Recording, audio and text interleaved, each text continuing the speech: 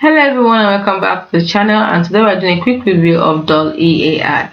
Now I hope I'm pronouncing it well, Dall-E AI. Okay, what is it about? It's about empowering your creativity, bring your ideas to life, think of a texture prompt and convert it into visual images for your dream project.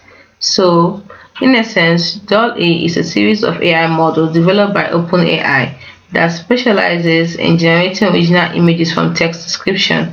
There are key features across all the versions because we have Dall-E 2, Dall-E 4. So the key features we have are text to image generation, image variations, in painting, that is filling in missing part of an image or modifying existing element based on a text description. There's also concept combination, control over attributes, multiple styles, improved prompt following, that is for Dall-E 3.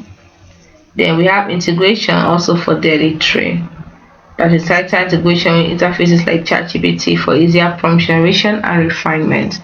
So if you want to know more, go to dell.efree.com. You can see different types. There's 2, there's 3, there's 4. So and then you can sign up and log in.